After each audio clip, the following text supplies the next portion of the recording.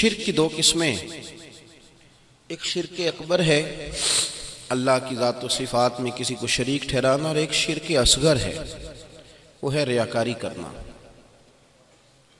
دکھاوا کرنا، تصنع، بناوٹ۔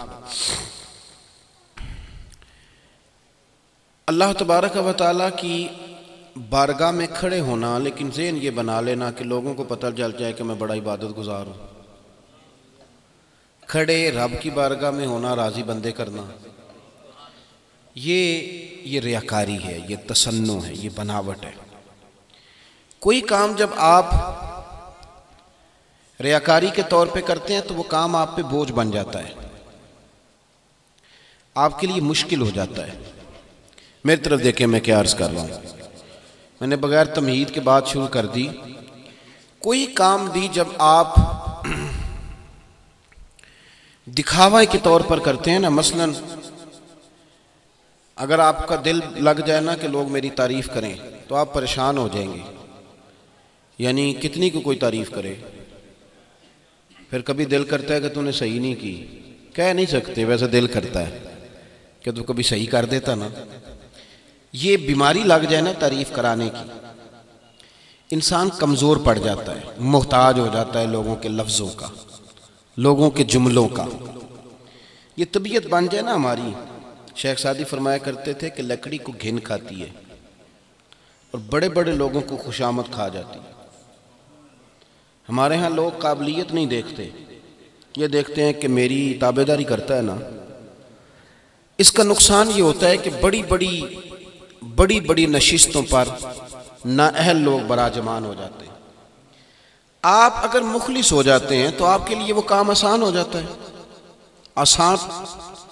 ایک شخص مسجد میں جھاڑو دے رہا ہے، یہ ثابت کرانے کے لیے کہ میں مسجد کا بڑا وفادار ہوں، تو وہ تو پہلے تیاری کرے گا نا، 10 بندے آ جائیں گلی میں، دروازے پہ آ جائیں، پھر جھاڑو دیتا ہوں، تو اس کے لیے تو مشکل ہو گئی۔ اور ایک بندہ دے رہا ہے اللہ کی رضا کے لیے جھاڑو، اللہ کی رضا کے لیے، وہ تو کوشش کرتا ہے کہ اللہ کرے کسی کو پتہ نہ چل جائے، کوئی دیکھ نہ لے، میں بچوں۔ آپ کا جو اخلاص والا عمل ہے نا، اخلاص والا، وہ کفایت کرتا ہے، چھوٹا عمل بھی اللہ بڑا بنا دیتا ہے۔ اخلاص کی جو برکات ہے نا، اللہ کے پیارے محبوب صلی اللہ علیہ وسلم نے فرمایا رب تمہارے نہ چہرے دیکھتا ہے نہ جیبیں دیکھتا ہے،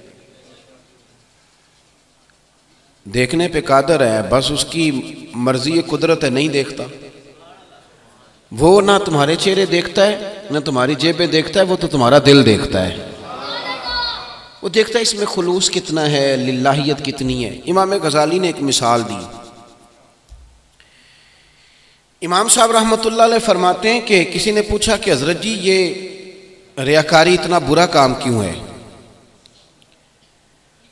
تو آپ فرمانے لگے کہ ایک شخص کو بادشاہ نے حارس رکھا تھا، گن مین رکھا تھا، باڈی گارڈ رکھا تھا، بادشاہ نے اس کو تلوار دی تھی، وہ ساری رات کھڑا ہے، بادشاہ سویا وہ دروازے پہ کھڑا ہے۔ حارسین ہوتے ہیں نا حفاظت کرنے والے، بعض لوگوں کو جن کو کوئی خطرات ہوتے ہیں جانی تو وہ رکھ لیتے ہیں، بادشاہ نے رکھے ہوئے تھے، وہ تلواریں لیے کھڑا تھا، وہ ساری رات کھڑا ہے، محنت کی ہے، جاگتا رہا ہے۔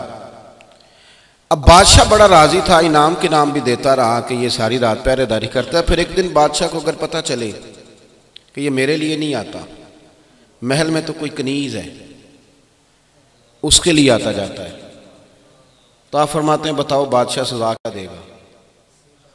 وہ تو اس کی گردن اڑا دے گا، وہ تو کہے گا بھی میں تجھے انعام دیتا رہا کہ تو میرے لیے آیا ہے اور یہاں تو کسی اور کے لیے کھڑا ہے۔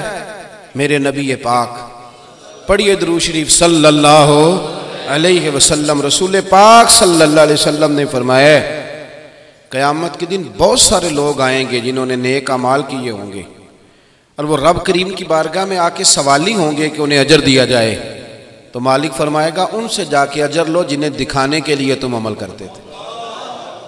یہ ترغیب و ترہیب میں حدیث موجود ہے، میرے لیے تو کیا ہی نہیں، تم نے تو کیا تھا، تمہارا پوسٹر چھپے تو چھپ گیا، تم نے تو عمل کیا تھا کہ لوگ تمہیں دیکھیں تو لہذا ہو گئی بات۔ ہمارا نا اب بڑا سارا کام، ہم تھوڑی تکلیف میں ہیں، تکلیف میں، یعنی آپ نے نعت خواں کو دعوت دے لی، خطیب صاحب کو بلا لیا، میری طرح کا کوئی نکما بندہ، تو اس کو کہا کہ آپ کو نا جی ہم نے گجرانوالا بلانا ہے. اس نے سمجھا تھا گجرانوالا چاندہ قلعہ کا نام ہے. وہ یہاں آ کے اسے پتہ چلا کہ یہ تو آگے جانا ہے 25 کلومیٹر. تو وہ کہتا ہے جناب میرا اور تمہارا طے ہوا تھا.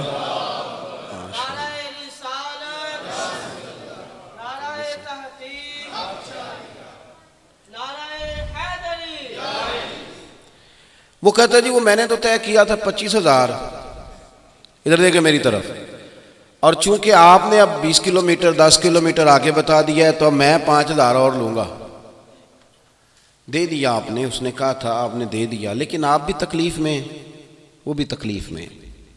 بوجھ بن گئی باتیں طبیعت پہ کہ یار یہ کوئی دکانداری ہو رہی ہے.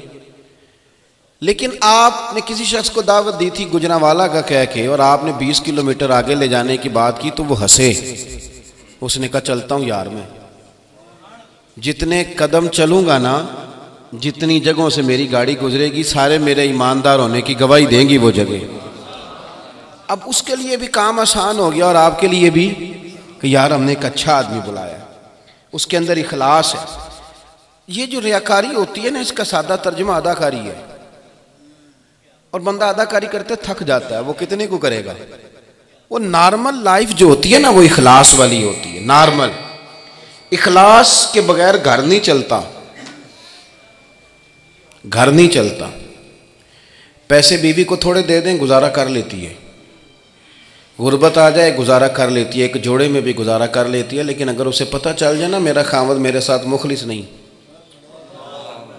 پھر نہیں گزارا ہوتا، پھر نہیں گزارا ہوتا. خاوند بیوی سے کہتا ہے کھانا نہ پکائے گی تو ہوٹل سے کھا لوں گا، تو اگر مجھے کپڑے نہیں دھو کے دے گی تو دھوبی سے دھلوا لوں گا. لیکن اگر اسے پتہ چلے نا کہ یہ میرے ساتھ مخلص نہیں، پھر گھر نہیں چلتا. وہ بھائی میاں بیوی میں اخلاص نہ ہو تو گھر نہیں چلتا. تو اگر تیرے میرے میں اخلاص نہ ہو تو دین کا نظام کیسے چلے گا؟ دین کا جو ہمارے ساتھ رشتہ ہے وہ ہمارا رشتہ کیسے آگے چڑھے گا؟ اخلاص والی جو زندگی ہے وہ بڑی حسین ہے. آپ جب مخلص ہو جاتے ہیں تو مطمئن ہو جاتے ہیں. جب آپ اخلاص کے ساتھ کوئی کام کرتے ہیں تو اس میں ویسے بھی ذوق ہوتا ہے، اس میں درد ہوتا ہے. ایک کام آپ نے کیا بوجھ سمجھ کے، وہ کیسے ہوگا؟ تنگ پڑیں گے آپ. اوہو، سردی میں لوگ میں نے معاذ اللہ مذاق کرتے دیکھے ہیں کہ لو جی نماز بار بار اذان ہو جاتی، کوئی کام ہی نہیں ہوتا. ایک تو یہ کہ آپ نے معاذ اللہ اس طرح کی غلط بات کی، اور ایک یہ تھا کہ آپ نے کہا یار مزہ نہیں آ گیا. اب تو کسی اور طرف مصروف ہوتے نہیں، رب کریم کی بار بار بلاوا آتا ہے، بار بار اس کے گھر حاضر ہو جاتے ہیں. اخلاص کا مزاج اگر آپ کی طبیعت میں ہوگا تو تھوڑا کام بھی آپ کریں گے مخلص ہو کے تو وہ آپ کا کام آپ کو تھکائے گا نہیں، آپ اعصابی طور پر نہیں تھکیں گے. امام بخاری نے جو بخاری شریف لکھی ہے تو اس کے لیے آپ نے نا سینکڑوں میل کے سفر کیے پیدل. ہمیں بڑی آسانیاں ہیں، آپ کتب احادیث ہماری لائبریریوں میں پڑھی ہے، اور اب تو اور بھی یہ نیٹ وغیرہ نے اور آسانی کر دی، آپ حوالہ آسانی سے ڈھونڈ لیتے ہیں، بڑی آسانیاں ہیں. لیکن اس کے لیے سفر کرنا، آنا جانا، بیٹھنا چلنا، بڑے بڑے مشکل حالات سے وہ لوگ گزرے. ایک بزرگ کہتے ہیں کہ میں کچھ اور کتابیں پڑھا کرتا تھا، مجھے خواب میں حضور کی زیارت ہوئی تو سرکار نے فرمایا میری کتاب کیوں نہیں پڑھتے؟ میں نے حضور آپ کی کتاب کون سی ہے؟ فرمایا محمد بن اسماعیل کی بخاری پڑھا کر، وہ میری کتاب ہے. آپ یہ سمجھے بات کو کہ خلوص کے ساتھ کام کیا. اس زمانے میں تو کتابیں چھپتی بھی نہیں تھی، پریس بھی کوئی نہیں تھے، کوئی ایسا ذریعہ نہیں تھا، کوئی ایسا اخبار نہیں نکلتا تھا، کوئی ایسا میڈیا نہیں کہ وہ دے دیں دنیا کو پتہ چل جائے بخاری لکھی گئی. لیکن اخلاص تھا نا. بولے نہیں جی آپ تو باتیں کر رہے ہیں، یہ کمیٹی والے دوست ادھر دیکھیں میری طرف، آپ اشارہ کریں یار، اور ویسے بھی اب جو آئے گا انشاءاللہ بیٹھ ہی جائے گا. آپ مہربانی کریں، ہماری تو تقریر کافی ساری قریب آ گئی ہے تو تھوڑی تقریر کرنے والے ہیں، آپ غور کریں کیا عرض کرنے لگا ہوں. انہوں نے اخلاص کے ساتھ کام کیا تھا، اخلاص کے ساتھ. تو اس کا نتیجہ یہ نکلا کہ کوئی ایسے ذرائع نہیں تھے جو ان کا پیغام دنیا میں پہنچاتے، لیکن چونکہ وہ مخلص تھے تو کائنات میں بخاری شریف پہنچ گئی. جگہ جگہ اصول پہنچ گئے، کتاب پہنچ گئی۔ آپ جب اخلاص کے ساتھ کوئی کام کرتے ہیں، للہیت کے ساتھ، یہ ہمارے ہاں نا ہمارے بچوں میں مسئلہ آیا ہے دکھاوا کرنے کا۔ بڑی محنت کر کے ہمارے بچے بال بنواتے ہیں کسی سے، مشقت کر کے۔ اب وہ چونکہ بڑی محنت کر کے بنوائے ہیں، بھائی باتیں نہ کریں، ہماری گزارش سنیں، میں نے پہلے بھی گزارش کی، اللہ آپ کو سلام نہیں انہوں ویکھو نا جی، یہ تو میری ہونا دی گل ہے نا، وہ تو میرا انہوں دا پیار چلتا ہے نا، تمہیں تو نہیں اجازت انہوں نے کچھ کہن دی، تسی ساڈے نال پیار کرو، اللہ آپ کو خوش رکھے۔ آپ سنیں جی، سنیں، اللہ خوش رکھے، توجہ کرے، میں کچھ بات کہنا چاہتا ہوں۔ یہ ہوتا ہے کہ آپ نے اب بال بنوا لیے، اب نیا ڈیزائن اختیار کیا، اب لوگوں کا بس نہیں چلتا، پیسے دے کے تعریفیں کرائیں اور کہتے ہیں دیکھو اتنے پیسے لگا دیے، کسی نے دیکھا ہی نہیں۔ لیکن بندہ جب مخلص ہوتا ہے، للہیت ہوتی ہے اور وہ سادہ ہوتا ہے، اس کو اس بات سے غرض نہیں مجھے کو دیکھ رہا ہے کہ نہیں دیکھ رہا، اسے یہ غرض ہے کہ رب رسول کی نظر میں ٹھیک ہوں۔ پھر نہ انسان کے لیے آسان ہے، وہ کہیں بھی بیٹھ جائے۔ میری طرح کے کچھ بندوں کو بیماری لگ جاتی ہے اسٹیج پہ بیٹھنے کی، بزرگوں کی بات نہیں کرتا، یقین کرے محفل ہی نہیں سن پاتے، وہ پیچھے کبھی بیٹھ جائیں تو گردن اونچی کر کر کے نقیب نو دس دینے، وہ آ گیا ہوں تیری مہربانی کر میرا اعلان۔ وہ مصیبت ہے بڑی، چونکہ نیچے کبھی بیٹھے ہی نہیں، مزاج ہی نہیں۔ حالانکہ صدر اسلام آباد میں ہو تب بھی صدر ہے، اور لاہور آ جائے تو پھر بھی صدر ہے۔ سیٹوں سے بندے کی حیثیت نہیں بدلتی، وہ تو رب کے فضل سے اللہ نصیب کرتا ہے لوگوں کو۔ حضرت عمر فاروق رضی اللہ تعالیٰ، پیسے نہ کسی کو بھی برے نہیں لگتے، کپڑے کسی کو بھی برے نہیں لگتے، آ جاتے ہیں، اور جائز آئیں تو پھر کیا مسئلہ ہے۔ حضرت عمر فاروق کے زمانے میں بہت سارا مال آیا، لیکن حضرت عمر رویا کرتے تھے، فرماتے تھے جہاں مال آتا ہے وہاں دعوت بھی آتی ہے، جہاں مال آتا ہے وہاں پھر لوگ ایک دوسرے سے لڑائی بھی کرتے ہیں۔ تو صحابہ نے بیٹھ کے نا ایک پروگرام ترتیب دیا۔ ہمارے بچے کہتے ہیں نا کہ ابا جی اب حالات بدل گئے ہیں، اب وہ دور نہیں رہا، اب آپ کہتے حویلی میں کناتے لگا کے بیاہ کرنا ہے، اب کون حویلیوں میں کرتا ہے، میرج ہال میں جائیں گے۔ بچے سمجھاتے ہیں۔ حضرت عمر کے بارے میں صحابہ کرام نے مشورہ کیا کہ یار بڑے بڑے سفیر آتے ہیں، وزیر آتے ہیں سیدنا فاروق اعظم سے ملنے، اور نبی کریم علیہ السلام کے زمانہ نور میں تو بظاہر اسلام پر غربت تھی، حضرت ابو بکر صدیق کے زمانے میں بھی کچھ ماحول اس طرح کا تھا۔ اب تو اللہ نے بڑی آسانی دی ہے، 50 ہزار دینار آتے ہیں بدری صحابہ کو، حضرت عمر کو بھی ملتے ہیں، کرتا وہی پھٹا پرانا اور 17 پیوند لگے ہوئے۔ عمر فاروق سے کہنا کرتا بدل لیں، میٹنگ ہو رہی ہے باقاعدہ،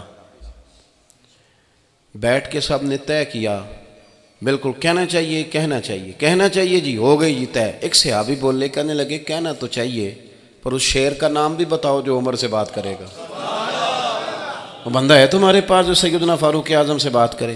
کہا جی ہیں۔ کون؟ کہا مولا علی شیر خدا، حضرت مولا مرتضیٰ رضی اللہ تعالیٰ عنہ بات کریں گے۔ حضرت علی سے کہا کہ جناب یہ مسئلہ ہے، بڑے بڑے لوگ آتے ہیں، اور حضور نے فرمایا اللہ نعمت دے تو اثر دیکھنا پسند بھی کرتا ہے، دلیل بھی موجود ہے، تو لہٰذا حضرت عمر سے کہیں کرتا بدل لیں۔ حضرت علی کہنے لگے بات تمہاری بالکل ٹھیک ہے، کہنا بھی چاہیے، اور یہ بھی ٹھیک ہے کہ میری وہ بات مانتے ہیں، پر یہ بات میں نے بھی کوئی نہیں کرنی،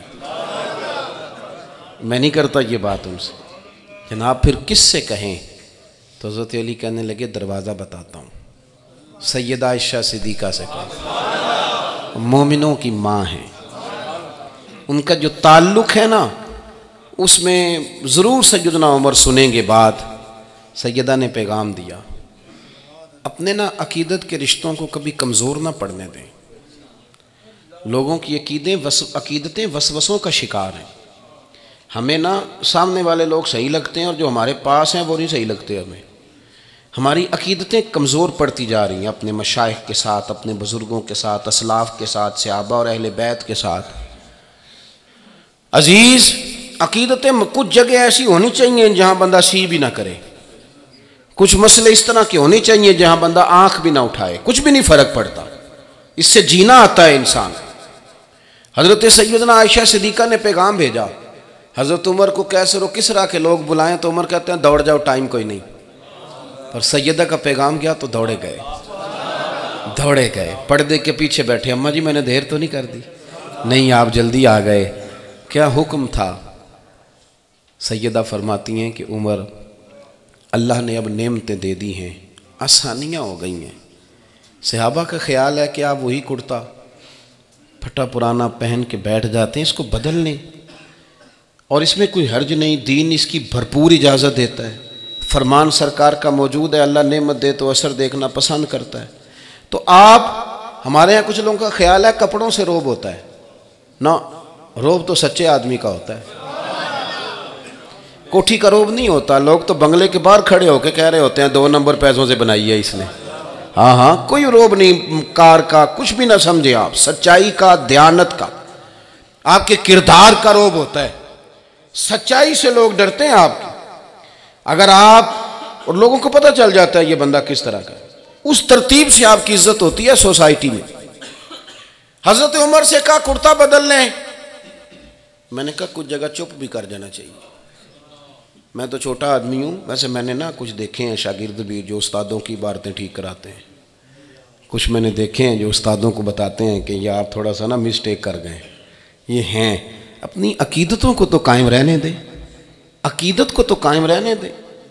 میں وہ دلیل پیش کر سکتا ہوں کہ حضور نے سوال پوچھا تھا، سیدنا عبداللہ ابن عمر کہتے ہیں مجھے جواب آتا تھا، پر میں نے کہا نہیں بتانا، میرے ابا موجود ہیں، صدیق اکبر موجود ہیں، ہر جگہ آپ اظہار علم تھوڑا کریں گے، علم پڑھے دا مان نہ کریے، مت آکھی میں پڑھیا، او جبار کہار کہاوے متے روڑ دے میں دودھ کڑیا۔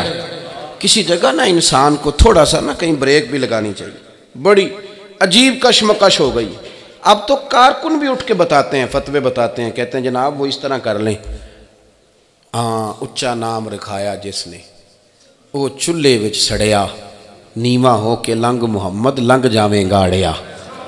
تھوڑا سا اپنے آپ کو رکھیں تھوڑا سا، اور پھر اس بزرگ کسی جگہ بیٹھ کے بات کر رہے ہوں تو سنی جاتی ہے، لیکن اب یہ کہ میری طرح کا بندہ اٹھ کے وہ باتیں شروع کر دے تو ویسے ہی مناسب نہیں، درست ہی نہیں۔ حضرت عمر سے کہا کرتا بدل لیں، ایک لفظ بھی نہیں کہا، ایک جملہ بھی نہیں۔ یہ بارگاہ ادب والی ہے، یہ سیدہ ہیں، یہ حضرت عائشہ صدیقہ ہیں، یہ میرے محبوب کی محبوبہ ہیں۔ حضرت سیدنا عائشہ صدیقہ نے کہا کہ آپ بدل لیں، تو سیدنا عمر رضی اللہ تعالیٰ عنہ فوراً گردن جھکا کے کہا اماں جی آپ جیسے کہتی ہیں میں ویسے ہی کروں گا۔ سیدنا عائشہ صدیقہ رضی اللہ تعالیٰ عنہ سے آپ جیسے کہیں گے میں ویسے کروں گا، لیکن اگر اجازت دیں تو ایک بات کر لوں؟ کہا کر لیں۔ عرض کرنے لگے یہ جو میرا پھٹا پرانا کرتا ہے میں حضور کے زمانے میں بھی یہی پہنا کرتا، صدیق اکبر کے سامنے جب مشاورت ہوتی تھی تو میں یوں ہی بیٹھتا تھا۔ ہم نے اکٹھے غربتیں دیکھی ہیں، ہم نے اکٹھے خندق میں پتھر باندھے ہیں، ہم نے اکٹھے گزارا کیا ہے ایک کھجور اور دودھ کے پیالے پہ، یہی ہمارا رنگ تھا۔ میرا دل کرتا ہے کہ جو زندگی کے دن باقی رہ گئے میں اسی لباس میں رہوں، ویسے آپ جو حکم کریں گی میں تیار ہوں۔ حضرت عائشہ تو رونے لگی، فرمایا بات صحابہ کی بھی ٹھیک ہے، پر عمر جو آپ کہہ رہے ہیں وہ تو بالکل ہی ٹھیک ہے۔ آپ جب مخلص ہو جاتے ہیں تو اخلاص کا ایک اپنا خاص اثر ہے، اس کی اپنی ایک تاثیر ہے، پھر آپ کو تراش کے جملے نہیں لانے پڑتے، پھر آپ کو بڑی ترتیب کے ساتھ سیاست کر کے عزت نہیں کمانی پڑتی۔ پھر آپ اگر مخلص ہوتے ہیں تو مالک، بہت سارے لوگ باصلاحیت بھی نہیں ہوتے لیکن اللہ اپنے فضل سے انہیں عطا کر دیتا ہے۔ اس کے لیے شرط یہ ہے کہ اپنی زندگی میں اخلاص لائیں۔ کوئی بھی آپ کام کریں تو آپ تھوڑا سا ہمارے صاحب رحمۃ اللہ علیہ ممبر کی طرف جاتے تو 2-3 منٹ رک جاتے۔ بعض دوستوں نے پوچھا کہ حضرت مطلب لوگ نعرے لگا رہے ہوتے ہیں، منتظر ہوتے ہیں، اور ایک صاحب چھڑی لیے کھڑے ہیں، ممبر پہ جائیں گے وہ پیش کرے گا، تو آپ کھڑے کیوں ہو گئے؟ تو فرماتے نیت حاضر کر رہا ہوں کہ لوگوں کے نعروں کے لیے تقریر کرنے لگا ہوں یا رسول اللہ کا دین پھیلانے کے لیے کرنے لگا؟ اپنے آپ سے سوال کر رہا ہوں اپنے آپ سے کہ میرا مقصود کیا ہے۔ میں محافل کرانے والے دوستوں سے اکثر پوچھتا ہوں، آپ نے ناراض نہیں ہونا، اور ضروری نہیں ہے سب کی بات شاید یہ 2-3 لوگ ہوں اس طرح کے، میں نوجوانوں سے کہتا ہوں انجمنیں بنائی ہیں، حضرت سلطان باؤ حاضری دینے جا رہے ہیں، بس بھری ہوئی ہے، سارے رستے نماز کوئی نہیں پڑھی، تو میں کہتا ہوں آپ نے بابا جی کے مزار کو شغل میلہ بنا لیے، کوئی شغل میلہ ہے؟ 14-15 نوجوان جمع ہو گئے، ایک محفل کرانی ہے، فلاں مشہور نعت خاں کو بلانا ہے، ان سے پوچھا آپ نماز پڑھتے ہیں؟ کہتے نہیں۔ تو میں کہتا ہوں یہ محفل شغل میلہ ہے، کہ بھی ہم نے معاذ اللہ اتنے پیسے جمع کر لیے، ایک نعت خواں بلا لیا، ایک طرح کے کپڑے پہن لیے، ٹوپیاں پہن لی، بیج لگا لیے، اس کے اوپر جناب وہ اشارے کر رہے ہیں ایک دوسرے کو، تم ہی آ جا دتھی لے کے۔ آپ نے کیا اس کو بنا دیا؟ آپ للہیت کے ساتھ، اور پھر میں بڑی معذرت کے ساتھ یہ بات عرض کروں، محفل نعت کرانا اور ہے اور نعت کا ذوق رکھنا اور ہے۔ کبھی کسی نے دا کے دستک دی ہے کسی نعت خواں کے دروازے کے اوپر کہ آج دل بڑا بے چین ہے، مجھے میرے نبی کی کو نعت سناؤ؟ مسجد میں کسی کی منت کی ہو کبھی کہ حضور کی نعت سنا، یار دل نہیں لگ رہا؟ یہ ہے نعت کا ذوق۔ محفل نعت بڑی بات ہے وہ بھی، لیکن ذوق تو یہ تھا کہ تو مسجد میں کسی طالب علم کو کھڑا کر کے کہتا، کسی جوان کو، نعت کے شوقین کو، کہ یار 2 منٹ بیٹھنا، آج پڑھنا ذرا سب سے اولا ہو اعلیٰ ہمارا نبی، پڑھنا وہ سرور کشور رسالت جو عرش پر جلوہ گر ہوئے، پڑھنا یار کوئی۔ یہ تو آپ کا ذوق ہے کہ آپ ذوق نعت کا بنائیں، تو اپنی زندگی میں اخلاص لائیں، للہیت پیدا کریں، تصنع سے، ریاکاری سے۔ یہ مسجد کی ٹائل پہ فلانے صاحب کا نام لکھ دیا ہے، فلاں صاحب کا نام لکھ دیا ہے کہ یہ نہ جناب انہوں نے ٹائلیں لگوا کے دی تھی، اجر کس نے دینا ہے؟ بلکہ یہاں تک ماحول ہو گیا ہے کہ ختم شریف پہ جانے کا موقع ملتا ہے تو وہاں کہتے ہیں پڑھ کے سنائیں کہ 25,000 قرآن پاک پڑھا ہے، پڑھ کے سنائیں کہ 10,000 مرتبہ سورہ یاسین پڑھی ہے۔ تو میں نے ایک جگہ کہہ دیا کہ جو پڑھا پڑھایا ہے، تو مجھے بعد میں کہنے لگے کہ وہ آپ نے بتایا نہیں۔ تو میں نے کہا کس کو بتانا تھا؟ بولیے کس کو بتانا تھا؟ اللہ کو تو پتہ ہے نا انہوں نے کیا پڑھا ہے، تو بتانے کی ضرورت، بتا کس کو رہے ہیں آپ؟ حضرت عبداللہ ابن مسعود کا قول کبھی نہ بھولنا، قاضی ثناء اللہ صاحب نے لکھا ہے، کبھی نہ بھولنا، مزہ آئے گا۔ آپ فرمایا کرتے تھے ریاکار بندہ تو مرنے کے بعد بھی ریاکاری نہیں چھوڑتا۔ حضور وہ کس طرح؟ کہتے ہیں وہ سوچتا ہے کبھی بندے زیادہ آئے نا میرے جنازے میں، پتہ چلے فلانا چلا گیا دنیا سے۔ اتنی ریاکاری ہر وقت، ہر موقع پر، ہر لہجے میں۔ میں بہت زیادہ سفر کرتا ہوں، تو اب کھانا جب کھلاتے ہیں نا جی محفلوں میں، تو سارے برتنوں سے ڈھکن اتار کے تو پہلے فوٹو کھینچتے ہیں۔ تو میں کہتا ہوں نہیں ساری نہ کھینچے، پتہ نہیں ہم نے سارا کھانا بھی ہے کہ نہیں، تو آپ ہمارے کھاتے ڈال رہے ہیں سارا کچھ، اس کی بھی فوٹو، اس کی بھی فوٹو۔ وہ پھول لے کے آئے ہیں، ایک دفعہ دے دیے ہیں، پھر کیمرے والا آیا ہے، تو میں کہتا ہوں پہلے یہ اپنے دل سے پوچھ لیں سچ ہے کہ نہیں؟ پھول تو آپ پہلے دے چکے تھے، اب تو صرف فوٹو کے لیے آپ نے کھڑا کیا ہے، تو مجھے اب میری ملک میں کر دیا تھا آپ نے، اب نئے سرے سے واپس لے رہے ہیں آپ۔ ہر چیز کو آپ کے ذہن پہ سوار ہو جائے، ہمارے بچوں کے ذہن پہ سوار ہو گئی ہیں یہ چیزیں۔ اگر ہر چیز کو آپ اس طرح لیں گے تو مشکل ہوگا۔ حضرت عائشہ صدیقہ رضی اللہ تعالی عنہا کو حضرت عثمان غنی رضی اللہ تعالی عنہ نے ایک خادمہ دی تھی کہ گھر میں آپ کے کام کاج میں ہاتھ بٹائیں گی۔ تو آج لوگوں کو بڑا شوق نہیں ملازم رکھنے کا۔ میں نے ایسے کمزور لوگ دیکھے ہیں، ایسے غریب لوگ بیچارے اتنے کمزور احساس کے کہ ڈرائیور کو حکم ہوتا ہے کہ میرا دروازہ تو نے کھولنا ہے اتر کے، تاکہ لوگوں کو پتہ چلے کہ تو ڈرائیور ہے، اور جب میں بیٹھ جاؤں تو نے بند کرنا ہے۔ یہ تو کمزور لوگوں کی باتیں ہیں، یہ تو آپ نے اپنے آپ کو چھوٹا ثابت کیا۔ اس سے کیا مطلب؟ احساس ہو جاتا ہے کہ تو کو بہت بڑی شے ہے۔ میں نے کہا کہ کردار کا روب ہوتا ہے، عمل کا روب ہوتا ہے، سچ بولنے کا روب ہوتا ہے۔ حضرت سیدہ عائشہ صدیقہ رضی اللہ تعالی عنہا کو کنیز مل گئی کہ گھر کے کام کاج کرے گی، تو وہ کنیزہ کہتی ہیں کہ اماں جی نہ روٹی پکانے کھڑی ہوتی تھی تو 2 روٹیاں میری بھی پکا دیتی تھی، میرے بھی کام کر دیتی۔ میں کہتی مجھے تو ڈیوٹی ملی تھی، تو فرماتی کہ بس اتنی تو زیادہ ضرورت ہی کوئی نہیں ہے۔ لیکن اگر کوئی دروازے پہ مانگنے آتا تو سیدہ عائشہ صدیقہ مجھے دیتی، فرماتی جا اس کو خیرات دے آ۔ تو میں عرض کرتی اماں جی یہ کام تو لوگ شوق سے کرتے ہیں کہ میں جاؤں پتہ چلے میں سخی ہوں، تو یہ آپ نے میرے ذمہ لگایا۔ تو آپ فرمانے لگی جب کوئی بندہ کسی کو کچھ دیتا ہے تو سامنے والا شکریہ ادا کرتا ہے، اس کی آنکھوں میں جذبات ہوتے ہیں، وہ شکریہ ادا کرتا ہے۔ تو میں چاہتی ہوں کہ وہ شکریہ بھی نہ تیرا ہی ادا کر جائے، میں نے جو بھی اجر لینا ہے قیامت میں اپنے رب کریم سے لینا ہے، شکریہ بھی تیرا ہی ہو جائے تو ٹھیک ہے۔ میں یہ تکلیف بھی وہ کسی نے کہا تھا کہ یوں تو ہر ایک کو شیطان سے ڈر لگتا ہے، اور مجھ کو اس دور کے کچھ انسان سے ڈر لگتا ہے، اور جس کی ہر بات میں پوشیدہ ہو نشتر کی چبھن، ایسے ہر صاحب احسان سے ڈر لگتا ہے، ڈر آتا ہے کچھ لوگوں سے۔ اپنے آپ کو مخلص کرنے کی کوشش کریں، اخلاص پیدا کریں، آپ للہیت کے ساتھ آگے بڑھیں۔ آپ نا، ہمیں بتایا گیا تھا کہ سیدھے ہاتھ سے خیرات کرنا اور دوسرے کو خبر، آپ یہ کام کر کے دیکھیں، آپ کے دل کو تسلی ہوگی۔ آپ نا چھپا کے نیکی کرنا شروع کر دیں، آپ محسوس کریں گے کہ پتہ نہیں کون سا بوجھ تھا جو اتر گیا۔ اور اگر آپ تصنع میں ہیں، ریاکاری میں ہیں، بناوٹ میں ہیں، تو آپ یقین کریں آپ کے لیے زندگی گزارنا مشکل ہوگا، آپ تو محتاج ہو جائیں گے۔ یہ دیکھیں نا ہمارے گھروں میں کیا مصیبت بنی ہوئی ہے صرف اس بات کی کہ میری تعریف کریں۔ ہمارے اسمبلیوں میں کیا ہے، جو اچھی تعریف کر لیتا ہے وہ اچھا وزیر بن جاتا ہے، اور تنقید سننا، اور پھر یہ کہ اپنی اصلاح کے لیے سننا، اتنا بڑا حوصلہ ہی نہیں جب لوگ مخلص ہوتے ہیں۔ حضرت عمر فاروق رضی اللہ تعالیٰ عنہ اور سیدنا ابو بکر صدیق رضی اللہ تعالیٰ عنہ کی دوستی اس طرح کی بظاہر نہیں تھی جو آج دوستی کا سٹیٹس ہوتا ہے کہ تحفے لیے دیں، جیے جائیں، آن ہو جانا ہو، یہ معاملات نہیں تھے۔ اگرچہ وہ رحماء بینہم کی پوری تصویر تھے یہ لوگ، لیکن حضرت عمر کہتے ہیں میری تو دوڑ رہی ساری عمر کے ابو بکر سے آگے گزر جاؤں، رہی نہ دوڑ۔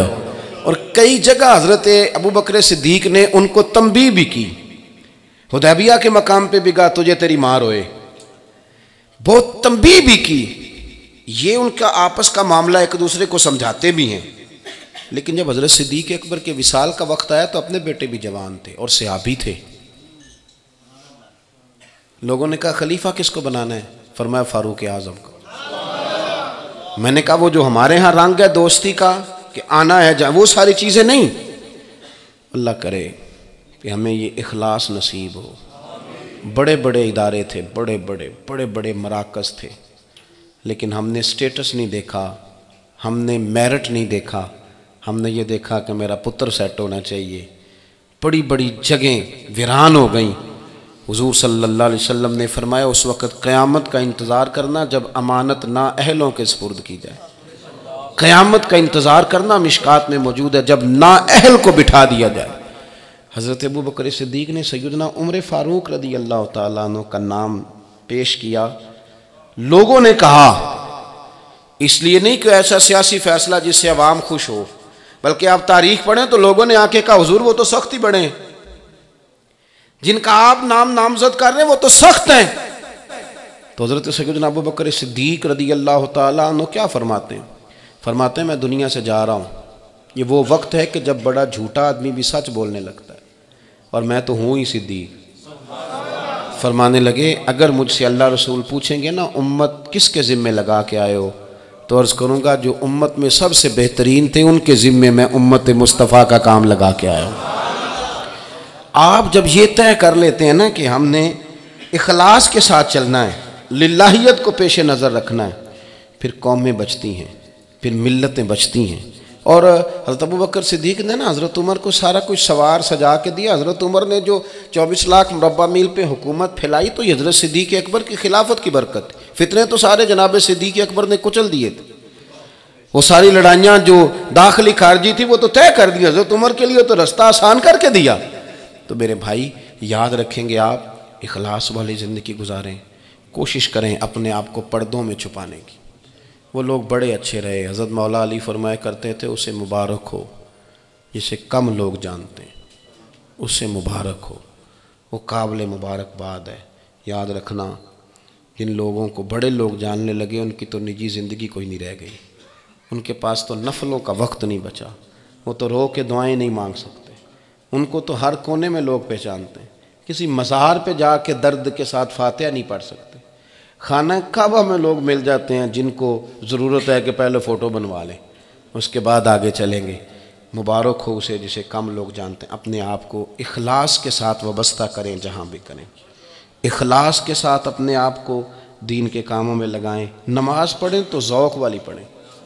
سویرے اس لیے بھی تو اٹھنا ہی ہے نا کہ ابا جی نے ڈانٹا بڑھا ہے، تو اگر کہیں میرے رب کا بلاوا آیا ہے، اور ذوق سے وضو کریں، شوق سے اٹھیں، خوبصورت کر کے مسجد جائیں۔ اور اگر مسجد میں کہیں کوئی صفائی کا معاملہ ہے تو بجائے تنقید کرنے کے کمیٹی کرتی کچھ نہیں، اور بجائے قاری صاحب کو کہنے کے کہ تساں کیڑا آپ کرنی ہوندی بالا کو نہیں کرانی ہے، بجائے یہ کہانیاں سنانے کے آپ اس پر عمل کریں نا. اٹھ فریدہ ستے آتے جھاڑو دے مسیت تو ستیں تے رب جاگدا تیری ڈاڈے نال پرید تے اٹھ فریدہ ستے آ. داڑھی آ گئی پور اگا نیڑے آ گیا پچھا رہ گیا دور. اٹھ فریدہ ستے آ خلقت ویکھن جا متے کوئی مل جائی بخشیا تے تم ہی بخشیا جا. آخر دعوایا ان الحمدللہ رب العالمین.